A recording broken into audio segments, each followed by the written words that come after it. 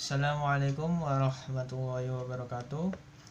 Perkenalkan, nama saya Andovian Alvarizky dari Prodi Pendidikan Bahasa dan Sastra Indonesia semester 2. Di video kali ini saya akan menjelaskan apa itu membaca kritis. Tujuan dibuatnya video ini merupakan untuk tugas mata kuliah membaca yang diampu oleh Ibu Rani Jayanti.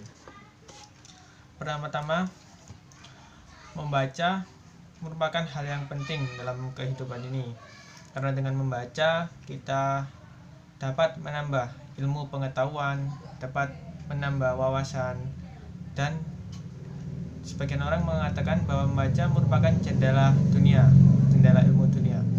Maka membaca adalah merupakan hal yang sangat penting. Kali ini saya akan menjelaskan tentang pengertian membaca kritis. Membaca kritis tingkatannya lebih tinggi daripada membaca literal. Membaca kritis adalah kemampuan pembaca mengolah bahan bacaan secara kritis untuk menemukan keseluruhan makna bahan bacaan, baik makna tersurat maupun tersiratnya, melalui tahap mengenal, memahami, menganalisis, mensintetis, dan menilai. Mengolah secara kritis artinya dalam proses membaca, seseorang membaca tidak hanya menangkap makna yang tersurat, makna baris bacaan atau istilahnya reading the lines, tetapi juga menemukan makna antar baris, reading between the lines, dan makna di balik baris, reading beyond the lines. Albrecht 2001 menyatakan bahwa membaca kritis ialah kegiatan pembaca yang dilakukan secara bijaksana, penuh tanggung jawab, mendalam, evaluatif, analisis, dan bukan hanya ingin mencari kesalahan penulis.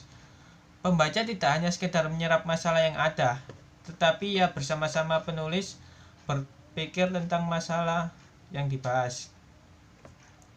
Membaca kritis berarti harus membaca secara analisis dan dengan penilaian. Untuk ciri-ciri pembaca kritis adalah: yang pertama, membaca kritis selalu meningkatkan tingkat berpikir kritis.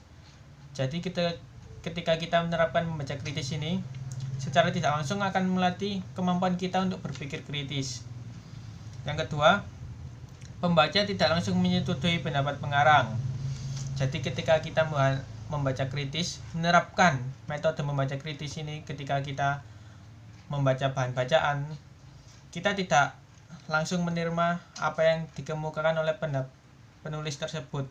Kita lebih dahulu menelaah, mengkritisi apakah yang ditulis oleh penulis ini benar-benar ada, benar-benar nyata, atau hanya sekedar bahan karangan.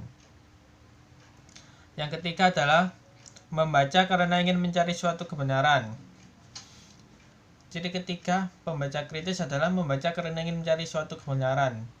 Jadi kita ingin mencari kebenaran melalui membaca kritis ini. Selanjutnya adalah tujuan membaca kritis.